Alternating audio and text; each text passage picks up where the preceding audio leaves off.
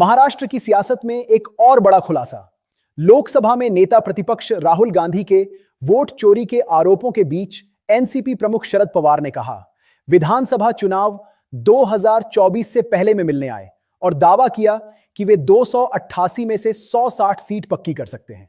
पवार चौंक गए, लेकिन उन्होंने उन दोनों की मुलाकात राहुल गांधी से कराई। बातचीत के बाद राहुल और पवार दोनों ने यह ऑफर ठुकरा दिया, कहते हुए, यह हमारा रास्ता नहीं। लाइक और सब्सक्राइब करके हमें सही खबर दिखाने में मदद करें। आपके एक और सब्सक्राइब हमारे लिए महत्वपूर्ण है। राहुल गांधी का आरोप है कि चुनाव आयोग ईसी ने बीजेपी के साथ मिलकर देश भर में मतदाता सूची में हेराफेरी की। उनका दावा, महाराष्ट्र में 5 महीने में उतने नए मतदाता जोड़ दिए गए जितने 5 साल में भी नहीं होते। उन्होंने कहा, कुछ क्षेत्रों में शाम 5 बजे के बाद अचानक वोटिंग में भारी उछाल आया।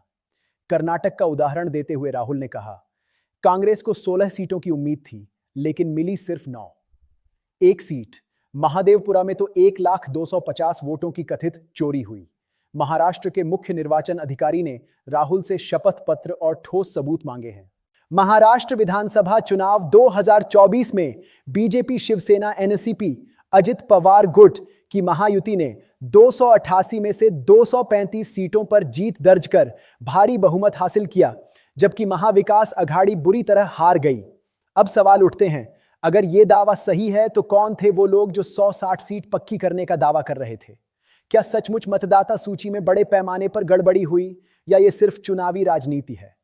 शाम 5 बजे के बाद अचानक बढ़ी वोटिंग, क्या यह सामान्य था या कोई और कहानी छिपी है?